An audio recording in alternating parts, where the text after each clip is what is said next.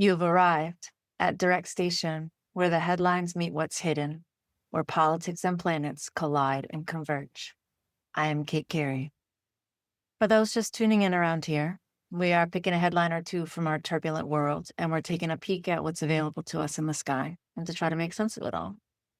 We are doing that, whether you believe it or not, knowing that there is a scholarship to the field of astrology and a significant body of research showing patterns and correlated events, bodies, and sections of the sky that give us reliable clues about our collective moment. I am not here to predict.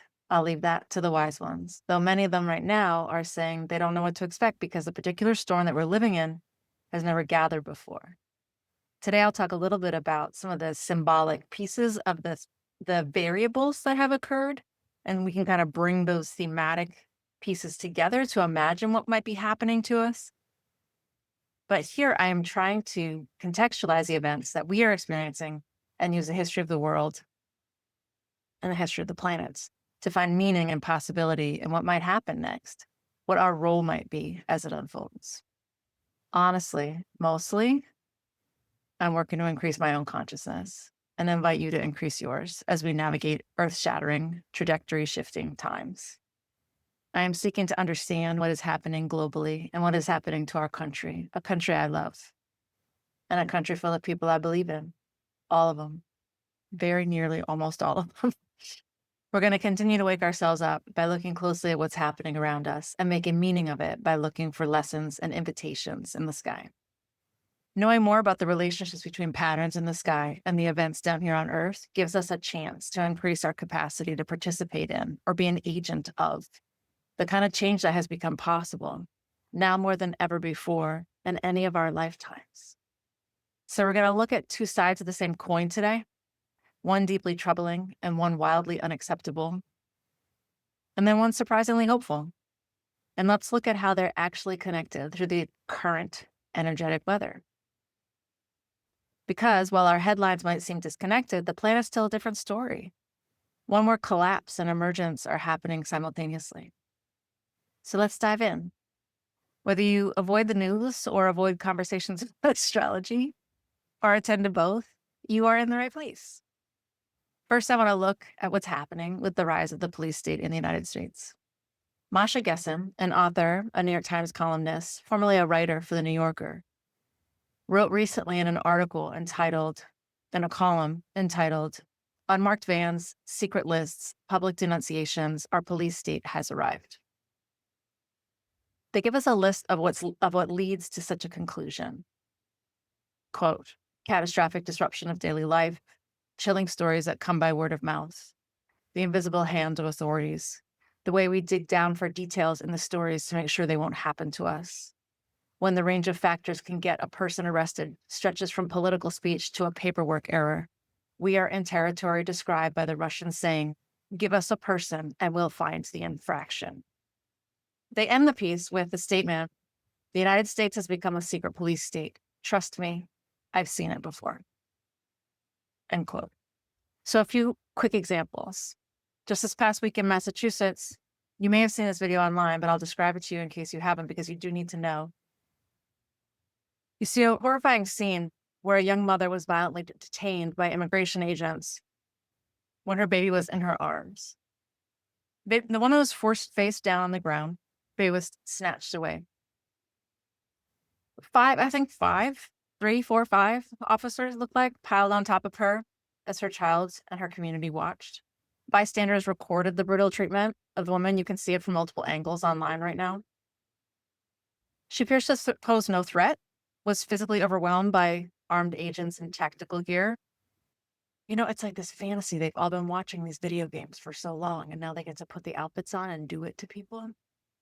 The scene was chilling. Masked men with weapons attacking a mother in a residential neighborhood, operating with impunity in broad daylight. In Los Angeles, a man was arrested by ICE when strapping his children into car seats. His wife reported, "As he got closer to the car, he saw my husband, and basically he just went around to the other side to grab my husband out of the car and take him away." Their 7-year-old son witnessed this as well. Another man was arrested by ICE without a warrant near his home in Lyons, Illinois, where coming back from buying tamales, for the family. His wife describes their family as living in crisis since his detention. An Oklahoma City family's home, and by family I mean a mother and young women, was wrongfully raided by masked federal agents who identified themselves as ICE, FBI, and U.S. Marshals. They forced her and her daughters outside into the rain before they could fully dress. So in their underwear, in the rain, face down, took their phones, their laptops, and the life savings that was in the house, left them with a receipt and absolutely no information, and total devastation.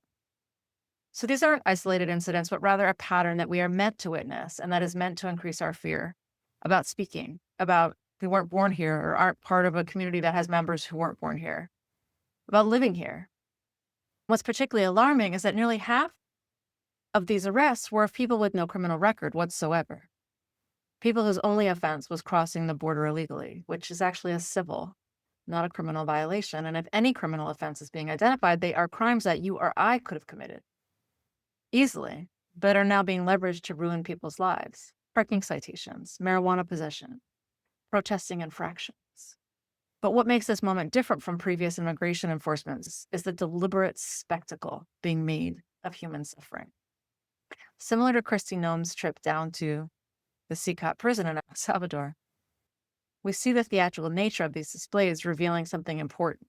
This isn't just about enforcement, it is about performance. It's about using human bodies as props in a propaganda campaign that is meant to instill fear and silence.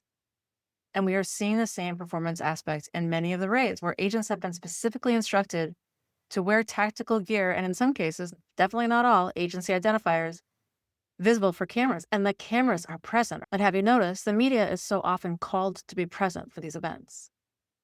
Pausing for a moment on the men involved in this, I want to talk about their covered faces and their covered hearts. What I don't understand is how many there are, how many men who weren't living or acting this way are now armed, masked, in unmarked clothing and unmarked vehicles, assaulting and removing peaceful people off the streets, people who are a part of the communities in which they live and serve and study and worship. What were you doing before? And did it have more integrity? Or have you always been living this way and it is just now visible to us? Do the people who live with you think you're acting in integrity? Do you think you're acting in integrity? What peace are you making with these choices, with these behaviors? I think, of course, of Voltaire, who said, if you can make them believe in absurdities, you can make them commit atrocities. I've thought about this line for a long time. I used to think about that quote in relation to the war in Iraq and what we witness at Abu Ghraib, and every doorway the men push through with their big boots. But now again, you're seeing this. Well, at the same time, you're seeing veterans who have come home from those wars in Afghanistan and Iraq saying they told us lies, and I did things that I'll be ashamed of for the rest of my life, right? Like you're witnessing a whole new round of people doing horrible things in the name of lies that they will come to regret. At the same time, the administration is invoking national security or state secrets to avoid accountability in multiple cases, from the CCOT prison situation to the detained Gaza protesters on college campuses, which it must be noted are typically Muslim people they're targeting. So if you're not Latinx, you're Muslim, right? So let's attack you for this. They're using rhetoric about an invasion by Venezuelan gangs like Tren de Aragua to justify extreme measures while simultaneously undermining actual security protocols. The evocation of national security and state secrets has become a reflexive shield against accountability. In the Abrego Garcia case, the administration defied a unanimous Supreme Court order to return him by claiming national security concerns. Or when students protesting the Gaza war were detained on university campuses, officials are citing ongoing terrorism investigations to justify holding them without charges. When Congressman Jamal Bowman requested information about the detention conditions of immigrants in New Jersey, he was denied access based on operational security. When journalists filed FOIA requests about the criteria being used to target immigrants, they receive heavily redacted documents citing, quote, classified methodologies. The torture memo comes to mind. In fact, the guy that wrote the torture memo, this week came out saying, yeah, this isn't that. This isn't that. You've actually gone too far. For the guy who wrote the fucking torture memo. Perhaps most brazenly, when questioned about the constitutional basis for warrantless home entries, Secretary Noem told Congress that revealing their legal justification would, quote, compromise ongoing operations. And just last week, you might have seen some shocking footage where Newark Mayor Ras Baraka was arrested after attempting to document and question ICE agents conducting raids in his own city, asking why they hadn't been coordinating with his officials. When Mayor Baraka arrives at the scene of the operation, targeting a seafood market where agents were detaining workers, he asks to see warrants and questions their authority to operate without coordination with local officials. Instead of receiving answers, the mayor himself was handcuffed and detained for, quote, interfering with federal operations. Let that sink in. An elected official representing his constituents in his town, attempting to ensure proper procedures are being followed, is himself swept up in the dragnet. When even mayors are not immune from these tactics, it sends a chilling message about who holds power in our communities and the lengths to which federal agents will go to operate without local oversight or accountability, period. Again, I ask you, who are these men? And are their families okay with what they're doing? Are they at peace with the harm they're causing? Will they be 10 years from now? How many lives are being ruined? The pattern is clear. National security has become not a legitimate protection of American people, but a convenient escape hatch from the constraints of law and oversight. Meanwhile, they're making us less safe by making decisions about the people whose jobs it is to actually keep America safe from terrorism, etc. But that's a topic for another day. The boundary between legitimate security concerns and political theater has completely dissolved. We're watching the emergence of a police state in real time with armed agents making targeted arrests while government officials celebrate and publicize these actions to instill fear and create spectacle. But we're seeing reactivity there. We're watching lawyers and lawyers and lawyers.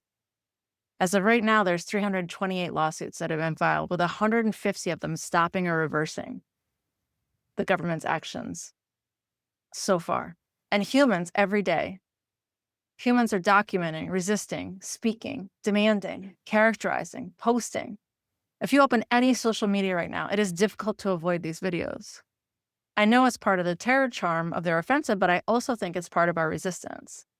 We are not going to tolerate this for much longer. In a stunning contrast to this horror, almost as if the universe were seeking balance, we also witnessed the rise of the first American Pope in the Church's 2,000-year history. I realized this morning that I'm going to be speaking publicly about the head of the Catholic Church for the third time in like 2 months. So after not speaking about him in any context for most of the last decade. In the interest of full transparency, I should say I was baptized Catholic. I was raised Episcopalian. I decided, with the loving support of our priests, actually, in our Episcopalian church, decided not to be confirmed so that I could opt out of the church at 13. And since then, I've pursued other avenue of spiritual enlightenment. So I get it, but I am not of it, if that makes sense. Anyway, I'm bringing this Pope up for a reason that is not religious. Or even, well, I suppose it's spiritual in the sense that we are all spiritual warriors, right? It's worth discussing, I promise. So when the cardinal who had become Leo XIV appeared on the balcony of St. Peter's Basilica in Rome last week, few could have predicted the additional layers of significance that his selection would soon reveal.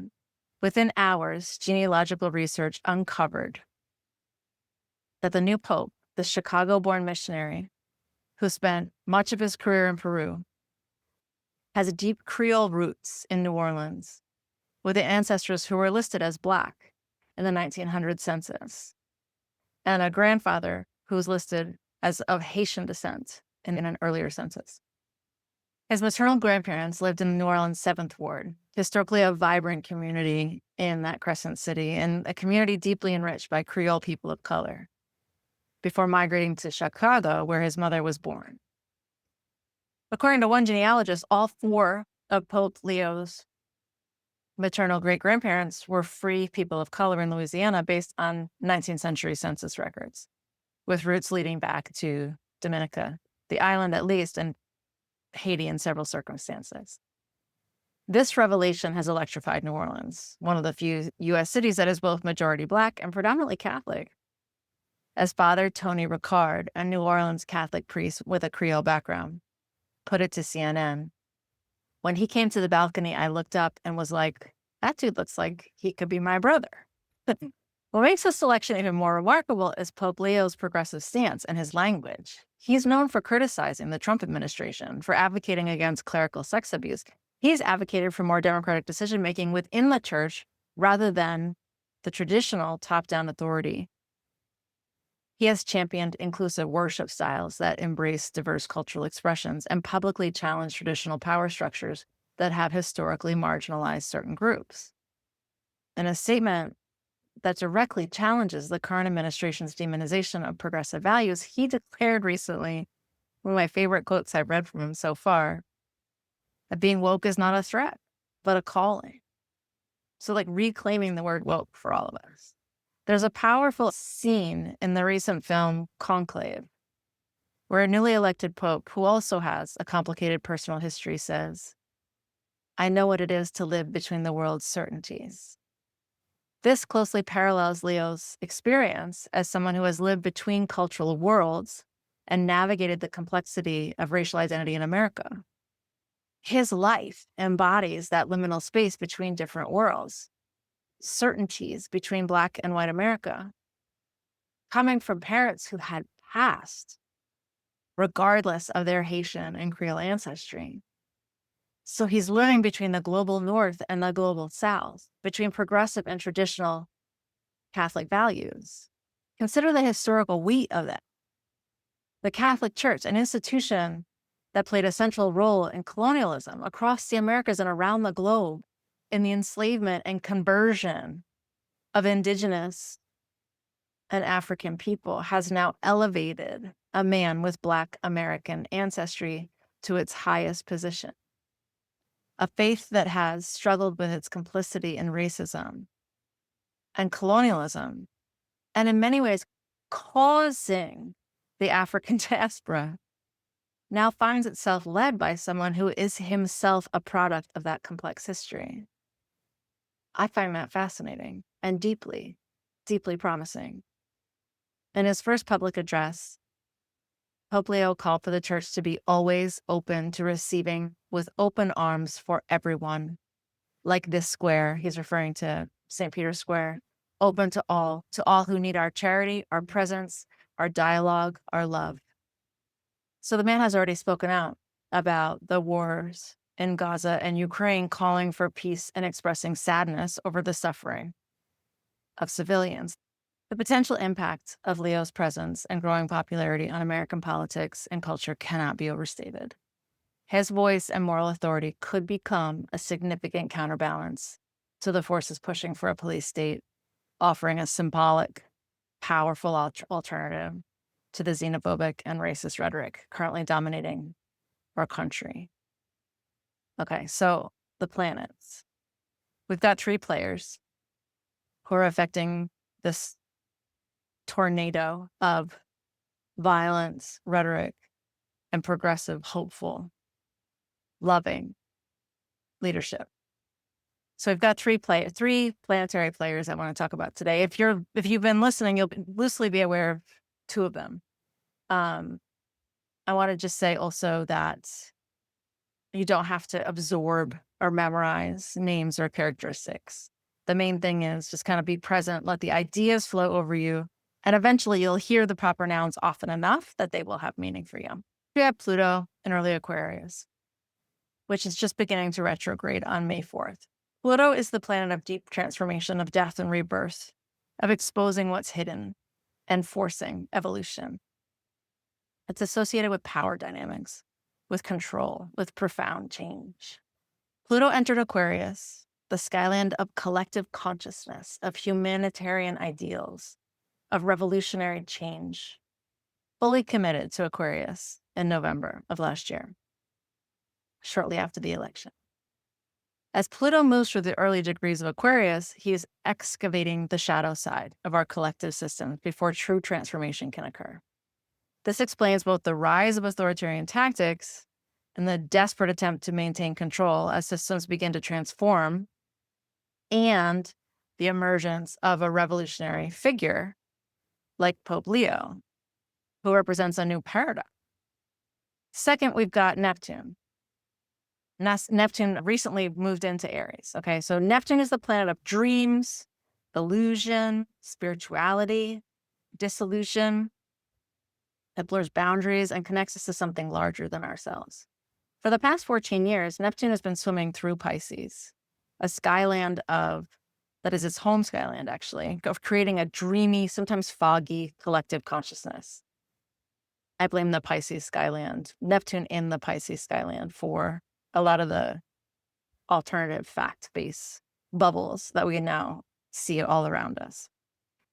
So now that Neptune, our dreamy spiritual planet, has entered the skyland of Aries, which is the skyland of action. So you've now got action in illusion on one side, and you've got action in spirit on the other side. Both are Neptune moves, right? So that's the second planet. You've heard a little bit about both Pluto and Neptune from me before. But third, this is where it's going to get interesting. We introduce a new character to our cosmic drama. We have Uranus, preparing to enter a new skyline in July. We'll talk about that skyline later. But he's starting to get into some really interesting angles with these other guys. Remember that astrology is mathy. Where you are on a circle compared to where other bodies are matters. So Uranus is getting newly situated in angles that matter vis-a-vis other planets that we care about. Uranus is the planet of sudden change, of revolution, of breakthrough, of innovation, of disruption. It's associated with freedom, with rebellion, and expected developments that shake up the status quo.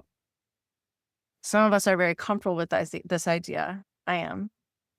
Just because of where Uranus is in my chart. And some of us are not. Some of us are like very anti-sudden change, right? But no matter how we feel about it, Uranus is about to become an even more key player this week. So I want to make sure we're starting to understand him just a little bit. For today, what I want you to understand is the angles part. So we've got these three planets: Pluto, intensity and transformation; Neptune, illusions, dreams, and spirituality; and then this third character, Uranus, sudden change and freedom, are forming what astrologers call a mystic triangle between July of 25 through 2028. It's not exact yet, but it's going to be in July, and we are already feeling its effects. That's why I'm bringing it to you now. And this week in particular, things are going to start to pop. Today in particular, we've got a full moon. Uranus is talking to that moon. So this rare configuration, and by configuration, I mean collection of angles, creates a harmonious flow of energy between transformation, Pluto, spiritual vision, Neptune, and revolutionary breakthrough, Uranus. So Pluto, deep transformation; Uranus, sudden change, forms a sextile. A sextile is a 60-degree angle. Pluto, deep transformation, and Uranus, sudden change. So sudden change causing deep transformation, or deep transformation happening because of sudden change. They're forming a sextile. That's a 60-degree angle. It's an angle that is supportive and causes a flow of energy. And then you've got Neptune at a different angle. Neptune, dream, spirit. Vocabulary word you may not want to consume today, but I'll just say it anyway. This angle is called a quincunx. It's a vocab word that means 150-degree angle to both of those other two. So you got transformation, deep transformation, you've got sudden change, and then you've got this like spirit world thing causing this disruption to that angle, right? Because the quincunx is not as flowy, it's more disrupty angle. But those three are in formation that astrologers call a mystic triangle because it opens so much. You got these flowy angles, and then you got this disrupting angle. And that's what we consider to be mystic. When I say headlines meeting what's hidden, this is what I mean. So you've got forces of transformation and sudden disruption noodling around with the dream and the spirit world up there at a critical set of angles. So you've now got a harmonious flow mixed with real change. I'm just going to say the nerd version of this for the astro geeks listening. It'll be short. This pattern suggests that while revolutionary transformation flows relatively easily because collective structures, Pluto and Aquarius, and communication, our information systems, Uranus and Gemini, the integration of spiritual idealism and action, Neptune and Aries, requires significant adjustment and reconciliation. And for all of us, I want to say this mystic triangle suggests that we are seeing the breakdown of old systems, the police state, tactics, the dismantling of norms.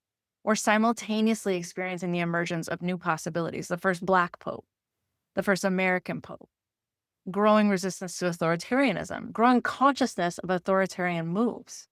We cannot escape it. It's in our feed. It's on our street. It's in our block. The Pope with Haitian and American Black ancestry in the spiritual form is the disruption. And the coherent flow, waiting and about to leverage that disruption, is the process through which the people are changing. Humanity is gathering its strength for the burst of change and revolution that is going to be necessary. And so, in that context, the very forces that seem most oppressive, the actions of the police state, are actually creating the conditions for their own transformation. This Pope from America could not have been elected if we were not experiencing a downturn in America's global power. So only in the context where the Trump administration has destabilized and reduced America's economic and military power, only in that context would they elect this guy, right? You see how actions cause new actions. We're living through a cosmic initiation, a period where dissolution and creation are happening simultaneously and causing each other. The boundaries between what was and what could be are dissolving before our eyes. What makes this moment so disorienting is that we're seeing both the death throes of the old paradigm and the birth pangs of something new, and we don't know what to believe right now. What's particularly striking about Leo's emergence is its timing, occurring just as the United States completes its first Pluto return. Remember, the Pluto return is the time you got to deal with your original sin as a nation. The first American Pope with Black Haitian ancestry emerges precisely as America works through its penetrating and impactful 248-year cycle of transformation. It suggests he might represent part of America's evolved global influence, spiritual rather than purely military or economic. Throughout history, similar planetary alignments have coincided with transformations in religious and spiritual power. During the Arthurian period, whether Arthur himself was real or not, when Neptune was also in Aries, so dream planet in the action skyline, legends tell of a leader emerging during a liminal time between the collapse of the Roman order and the establishment of the medieval society, during the rise of the Catholic Church and the reduction in power and access of the old gods in Britain. Similar to our current moment between established institutions and whatever comes next. And we see these worlds separating, right? We see my reality and the reality of Trump fans separating, right? The rest of us kind of caught in the middle are like, wait, which moving land am I going to join? And this makes me think of this Marion Zimmer Bradley novel called The Mists of Avalon. I want to read something to you from it. For as I say, the world itself has changed. There was a time when a traveler, if he had the will and knew only a few of the secrets, could send his barge out into the summer sea and arrive not at Glastonbury of the monks, but at the holy isle of Avalon. For at that time the gates between the worlds drifted within the mists and were open one to another as the traveler thought and willed. For this is the great secret which was known to all educated men in our day, that by what men think we create the world around us, daily anew. And now the priests, thinking that this infringes upon the power of their God who created the world once and for all to be unchanging, have closed those doors, which were never doors, except in the minds of men. And the pathway leads only to the priest's aisle, which they have safeguarded with the sound of their church bells, driving away all thoughts of another world lying in the darkness. Indeed, they say, that world, if it indeed exists, is the property of Satan and the doorway to hell, if not hell itself. Tell me that doesn't sound like the separating world that we're seeing in the United States right now. So you've got Neptune the guy who causes dissolution, who causes the mists, and Pluto, the transformational power. You've got this important dynamic between these two. They're in this sextile, this unbroken flow of energy. Stay with me now. In 411 and 412 AD, those two guys, Neptune and Pluto, were in conjunction, meaning the same spot in the sky. That is exactly when Rome's political collapse was underway. And St. Augustine is writing The City of God, which provides the theological justification for the church as the spiritual successor to Rome. So again, in a Neptune-Pluto conjunction, we're seeing them together in a different way. Another stop on their critical and impactful cycle around the sky. So what we're witnessing isn't just conflict between oppression and liberation, but potentially another profound metamorphosis of spiritual and political power. Not an ending, but an evolution, just as Rome did not collapse, but transformed into the church. Rather than a complete collapse, the Western Roman Empire underwent a transformation where its power structures, its administrative systems, its cultural influence were largely absorbed and continued. Its global impact continued through the Catholic Church. The Church adopted Rome's provincial structure for its diocese. While bishops took on roles similar to Roman governors, the Pope emerges as a figure with authority comparable to an emperor. The Church preserves Roman language, Latin, preserves literature, education, systems, and architectural styles. Monasteries become repositories of classical knowledge, right? Roman law becomes a foundation of canonical law, and the Church maintains legal processes similar to the Roman courts. The Pope took the title Pontifex Maximus, previously held by Roman emperors as high priest of the state religion. Rome remains the center of the church's authority, maintaining the city's status as a power center. So when we look at history this way, it makes Pope Leo's emergence particularly significant. If the church represents Rome's transformation rather than its end, and Leo, with his Creole ancestry, connecting to those colonized by this Roman Catholic European imperial continuity, suggests another profound transformation rather than an ending. Pope Leo embodying both American influence and the legacy of colonized people suggests not the church's ending, but its transformation in the continuous cycle of power, spirituality, and human consciousness. The key difference here, Rome's fall and the church's rise, occurs during the ending of a Neptune-Pluto cycle, meaning its conjunction, where they come all the way back around together. We're in the middle of that cycle currently. We're at a sextile, the 60-degree angle. This suggests that we're experiencing transformation and regeneration rather than total collapse and rebirth. Sextiles are about development, about growth, about change, about evolution. And Uranus is in the mix this time, standing under the streetlight, like Bert in the Sesame Street episode. Do you remember where he's like, would you like to buy an O? Uranus is there in that streetlight saying, hey, you guys want some chaos? Can I help in any way? So where does that leave us? How do we navigate this disorienting terrain where dissolution and creation are happening simultaneously, and chaos, or even, to use Masha Gessen's phrase, catastrophic disruption is possible for any of us? Here's what I want to offer, though: genuine hope amidst the chaos. The mystic triangle forming between Pluto and Uranus is one of the most positive, significant, and consequential planetary alignments in our lifetimes and in this century. While we're certainly experiencing the breakdown phase of the transformation, this configuration actually, in the end, favors breakthrough, favors innovation, favors spiritual renewal. What's important to understand is that the forces of control and oppression that we're witnessing are actually signs of the old order desperately trying to maintain power as new paradigms emerge.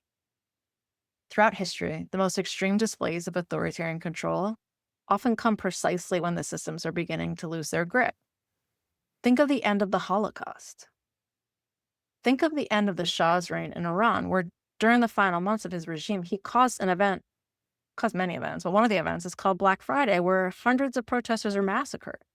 Or think of the attempted coup against Gorbachev in 91 in the Soviet Union, where those clinging to the old way drove tanks into the middle of Moscow, hoping the soldiers would open fire on their own people, their fellow citizens. Spoiler alert, they did not.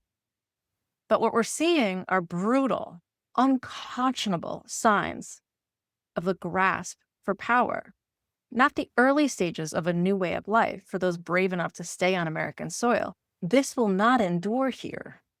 The upcoming planetary weather in late May and early June will accelerate these trends as we move further into Pluto retrograde and approach the exact mystic triangle. Things may appear to get worse before they get better. We are moving towards a period of intense breakthrough and renewal. And in so doing, we'll be working through the breakdown while it happens. The same energies that are exposing the shadow of our systems are simultaneously creating the conditions for unprecedented transformation. The ways that you feel yourself changing every time you see or hear some detail, that's part of the process. So with each horrible thing, notice how much stronger your reactions get. Notice, importantly, the ways in which white women are beginning to throw their bodies into the chaos when these scenes are unfolding. I have felt so relieved watching that start to happen. It really is about time that we start to learn from and emulate the women who have modeled this path for us, who have suffered and bled, and in some cases died on this path towards the end of oppression. We watched, we witnessed, and now it comes to our own streets, our own neighborhoods, our own friends, our own neighbors, and so we must act. In any crowd like that, we are the safest people to do that. We are the least likely people to be harmed. Old white ladies, I am telling you, now is our moment. Alice Walker, in her precious novella on activism, describes her main character this way, and I think we can learn from it. On those occasions, such was her rage that she actually felt as if the rich and the racist of the world should stand in fear of her, because she, though apparently weak and penniless, a little crazy and without power, was yet of a resolute and relatively fearless character, which, sufficient in its calm acceptance of its own purpose, could bring the mightiest country to its knees. I'm saying Black American women, in particular, come from a tradition within the Black community of activism. There's a Chicana history too. There's histories all around us, right? In this moment of so much potential pain and so much powerful reformation, we have to notice the unique nature of the United States and how it is not Hungary and it is not Russia and it is not even Poland. We are our own country. We have our own DNA. The foremothers who have gone before us resisting and fighting this, we must now learn. We must now acquire our own strength, our own voice, our own power, or leverage the power that we have been enjoying. Leverage the privilege that we have been enjoying in order to cause real change. I just don't think this pill is going to go down as it has in other places with other histories and other bodies politic. What's most hopeful about this period is that the very resistance to oppression is part of the transformative process. The more visible and extreme the authoritarian displays become, the more they galvanize opposition and alternative visions. Pope Leo's emergence is a perfect example, a figure whose very existence challenges the xenophobic narrative being pushed by those in power. His potential influence on American Catholics, for example, a significant voting bloc, by the way, should not be underestimated, as he speaks directly to issues of immigration, compassion, social justice from his unique position as both the spiritual leader of the Catholic Church, but also someone with Black American ancestry who is deeply intimate with the socio-political forces that are causing migration, causing the need for asylum. He creates a powerful counter-narrative to the dehumanization that we are witnessing in immigration raids and in detentions.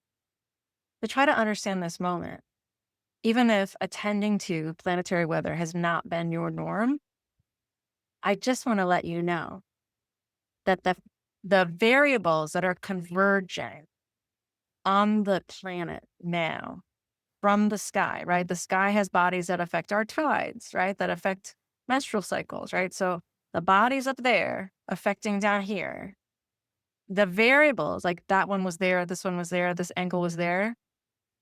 The variables that are up there now are variables that caused, among many other things, the fall of Rome, the consolidation of the Catholic Church, the rise of the printing press, through which literate Christians had their first opportunity to make meaning of their seminal texts.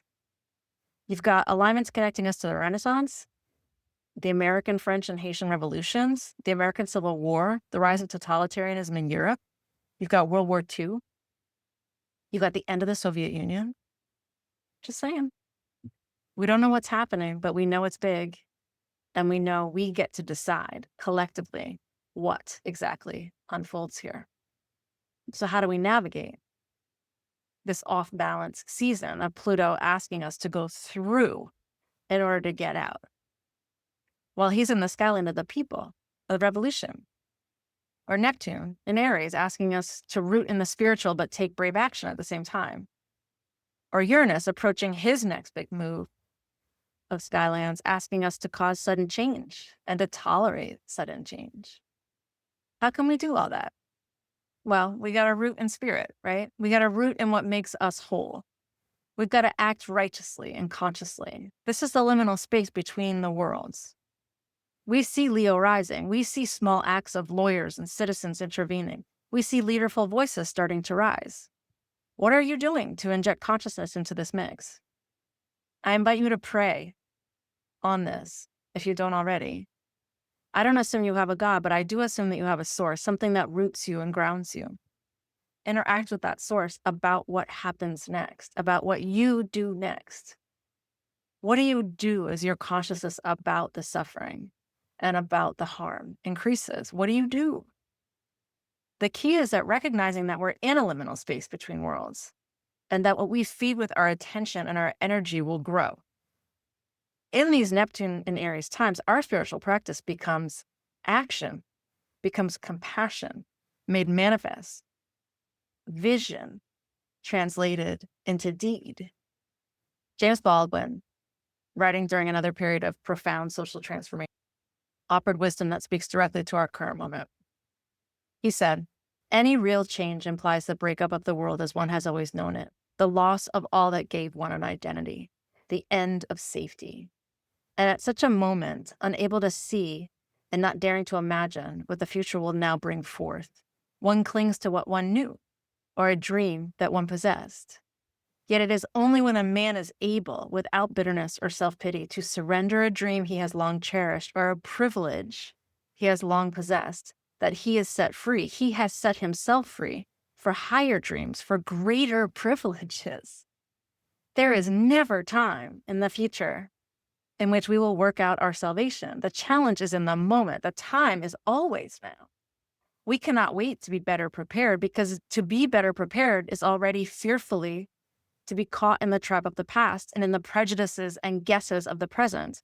Nothing is fixed forever and forever and forever. It is not fixed.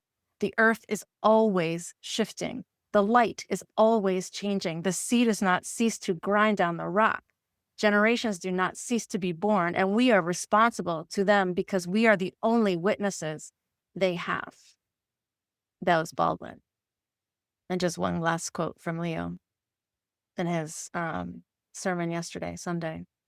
He said, "Let us ask our Heavenly Father to assist us in living in service to one another, each according to his or her state of life, shepherds after his own heart, capable of helping one another to walk in love and truth. And to the young people, I say, do not be afraid."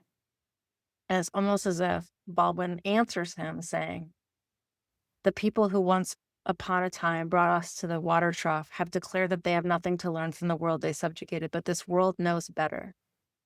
And I say, the world does know better. Yeah. The emergence of a Black American Pope from an institution once complicit in colonialism and slavery suggests that transformation runs deeper than even the most entrenched power. As we close today, I want to offer 3 things. First, an action. Decide on a thing you want to say in an audience that you want to hear it. Say it with your body, say it with your mouth, say it with your computer, say it with your phone. Decide on something you want to say and say it. Say it strong. Say it twice. Say it 5 times. Say it in ways that will persuade someone that I don't know, but that you know very well. Say it in a new way, that this can't be what we're going to do now. Find your voice. Second, a reflection. Ask yourself in this context, or I'm saying ask yourself as a journal prompt or a prompt for a conversation with someone that makes you feel safe. A reflection. Ask yourself that in this context, what does your privilege do? What is your privilege worth? You have more privilege than someone 2 feet in that direction or 6 miles in that direction, right? You have more privilege than another, no matter who you are, no matter what your identity markers may be. What privilege do you possess? And how can you uniquely leverage that privilege now? And are you consciously afraid of losing it if you speak, if you act, right? We can undo this. We can stop kind of protecting ourselves in our own little tiny bubbles, such as they exist today and likely not for long, right? We can do that. We can begin to unravel that sort of paralysis if we are looking at our own fear and our own privilege and asking ourselves, am I afraid? Am I really? Of what exactly? Of who exactly? I've recently started wondering how I would react if I was in one of these detention centers. I've started to wonder what it must be like to try to stay sane in there, to try to build community in there, to try to support other women in there, right? Like, what are you actually afraid of? And of all the things you've endured in your life, would that really be the worst thing? Would being thrown to the ground really be the worst thing that's ever happened to you? Right? So what are we actually afraid of? And now, and knowing that now is the time to undo this thing, not a year from now or 2 years from now when it's much harder to undo. Knowing that now is the moment, let's examine our privilege and let's examine our fear. Just find out about it is all I'm saying. And third, as always, I want to leave you with a little bit of a poem. This one is by Denise Levertov, one of my favorite poets, actually. I have many favorite poets, as you might learn if you keep listening. She's got a poem called Making Peace. A voice from the dark called out, the poets must give us imagination of peace, to oust the intense, familiar imagination of disaster. Peace, not only the absence of war. And then she finishes with, a cadence of peace might balance its weight on that different fulcrum. Peace, a presence in an energy field more intense than war, might pulse then, stanza by stanza, into the world, each act of living, one of its words, each word, a vibration of light, facets of the forming crystal. I ask you to spend a moment, if you wouldn't mind helping to spread the word about the podcast and help other folks to find it. It would mean a great deal to me if you would add a review on one of the platforms, one of the podcast platforms. It feels so dumb and embarrassing to ask, but it's how it works. It's the coin of the realm is reviews, I'm afraid to report to you. So if you can continue to do that, continue to add reviews, that it will help grow the podcast. And you'll be a part of the project of raising our own consciousness and raising that of our brethren. If you would like to investigate your own chart and your own path and the ways that these intense energies are interacting with you, I have to assume you're having a doozy of a time right now, no matter who you are, no matter what your life is. And so if you want to talk through that doozy, I would be my great honor to do so. You can find me in the description. I'll leave the email in the description. And find me in all the places, y'all. Find me on Blue Sky, find me on Instagram, find me on TikTok. God help me. And let's interact in those places. Let's talk. Let's get to know each other. Tell me how you're experiencing this and tell me what I can do to improve. Until next time, remember that while planetary cycles create the context, it is our human choices that shape what emerges out of this crisis. The dissolution of borders between nations, between identities, between the sacred and the profane creates both danger and possibility. How we navigate this threshold space matters more than we can imagine. in the liminal space, some hero will emerge. Some hero will take the sword from the rock, right? What is your rock? What is your sword? Are you a hero who can emerge in this liminal time as he did in the 400s, 5th century? I ask you that. I leave you with that. Until next time, be well, be conscious, and be kind.